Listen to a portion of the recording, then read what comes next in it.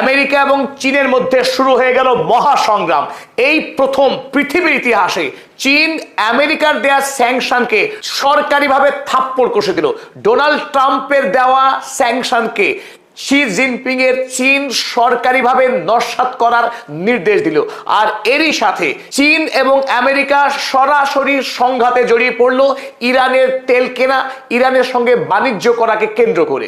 গত কয়েক বছর ধরেই পৃথিবীতে আমেরিকা যখন পতনশীল তখন চীন উদীয়মান সুপার পাওয়ার হিসেবে আবির্ভূত হচ্ছিল। আর এই মুহূর্তে চীন জানিয়ে দিল তারা আমেরিকাকে আর এতটুকু পরোয়া করে না। আমেরিকার সঙ্গে যদি লড়াই করতে হয় সেই লড়াইয়ের জন্য প্রস্তুত রয়েছে চীন। গত 25শে এপ্রিল উন্মাদ ডোনাল্ড ট্রাম্প চীনের 5টি রিফাইনারির উপরে জারি করেছিল স্যাংশন। তাদের কি অপরাধ ছিল?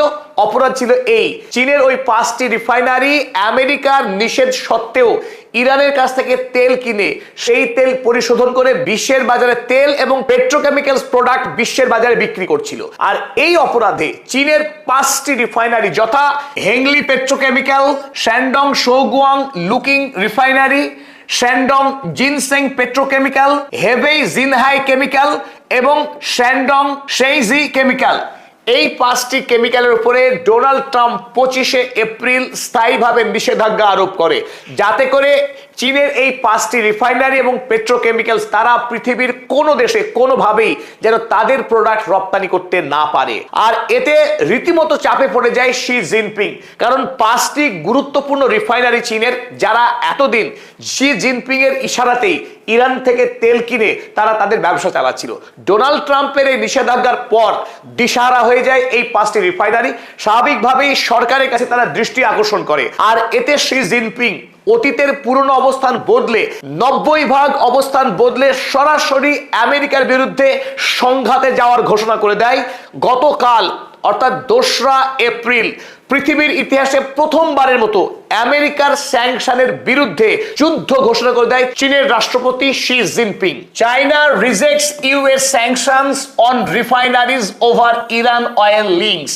ইরানের কাছ থেকে তেল কেনার কোট আনকোট অপরাধে আমেরিকা যে চীনের রিফাইনারির উপরে স্যাংশন দিয়েছিল সেই স্যাংশনকে সরাসরি চীন প্রত্যাখ্যান করে দেয় এবং শি জিনপিং নির্দেশ দেন The injunction states, Xi Jinping এর হুকুমনামাতে স্পষ্ট বলে দেওয়া হয় that these US measures অর্থাৎ আমেরিকার দেওয়া এই স্যাংশনকে shall not be recognized, চীনের পক্ষে এই স্যাংশনকে মানা হবে না, স্বীকার করা হবে না, implemented তাকে লাগু করাও হবে না, or complied with বা সেই স্যাংশনের নিয়ম অনুযায়ী যে যে আইন পালন করা উচিত তার একটিও পালন করবে না চীন।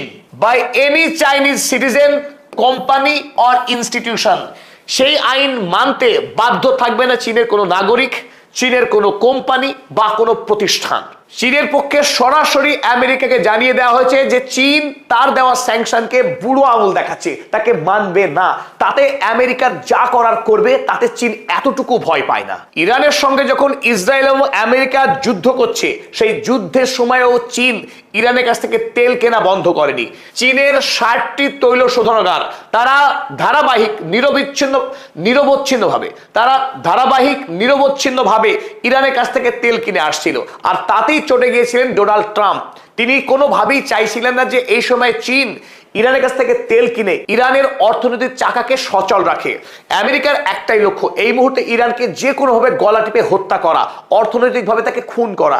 কিন্তু চীনের সঙ্গে ইরানের 2021 সাল যখন ইরানের রাষ্ট্রপতি ছিল হাসান রুহানি, তার সঙ্গে চীনের চুক্তি হয়েছিল 25 বৎসরের। সেই চুক্তিতে বলা হয়েছিল 25 বৎসর ধরে চীন ইরানের কাছ থেকে $400 বিলিয়ন তেল কিনবে। অর্থাৎ যে কোনো পরিস্থিতির মধ্যেই আমেরিকা চাক আর না চাক চীন ইরানের কাছ থেকে তেল কিনতে দায়বদ্ধ, কারণ তারা যে চুক্তি করেছে ইরানের সঙ্গে সেই চুক্তির খেলাপ করবে না শি জিনপিং কোনোভাবেই। আর সেই চুক্তির শর্ত মেনেই চীন ইরানের কাছ থেকে 2025 সালেও তেল কিনেছে বিপুল পরিমাণে।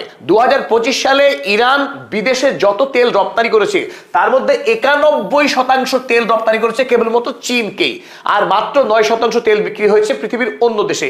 এখান থেকে বোঝা যায় যে চীন এবং ইরানের সঙ্গে সম্পর্ক কত গভীর, তাদের বন্ধুত্ব কত গাঢ়। এবং বাণিজ্যিক দিক থেকে চীন কখনো কথা খেলাপ করে না, তার চুক্তি মেনেই চীন ইরানের তেলের সবচেয়ে বড় গ্রাহক। আর 2025 সালে চীন ইরানের কাছ থেকে 41.2 বিলিয়ন ইউএসডি মূল্যের তেল আমদানি করেছে।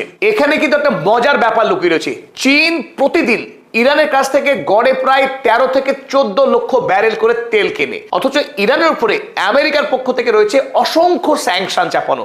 স্বাভাবিকভাবে ইরান কোনোভাবেই বিশ্বের বাজারে তেল বিক্রি করতে পারার কথা না, অথচ তা সত্ত্বেও আমেরিকার সমস্ত স্যাংশনকে উপেক্ষা করে ইরান এতদিন ঘোস্ট ফ্লিটের মাধ্যমে প্রতিদিনে 13 থেকে 14 লক্ষ ব্যারেল করে তেল বিক্রি করেছে চীনকে। কিন্তু প্রশ্ন হলো, এই তেল ইরান কিভাবে বিক্রি করলো চীনের কাছে, যেখানে আমেরিকা গোটা পৃথিবীর সাগরকে চালের মতো ঘিরে ধরে রয়েছে? তৎসত্ত্বেও চীন তারাও ঠিক যথারীতি তেল কিনেছে এবং ইরান বিক্রি করেছে। এই ক্ষেত্রে ইরানের কাছ থেকে তেল কিনতে চীন যে পদ্ধতি অবলম্বন করেছে তাকে নাম দেওয়া হয়েছে মালয়েশিয়ান ব্লেন্ড টেকনিক। এই মালয়েশিয়ান ব্লেন্ড টেকনিকটা কেমন, চলুন আমরা এবার দেখি। আমরা এখানে দেখছি ইরানের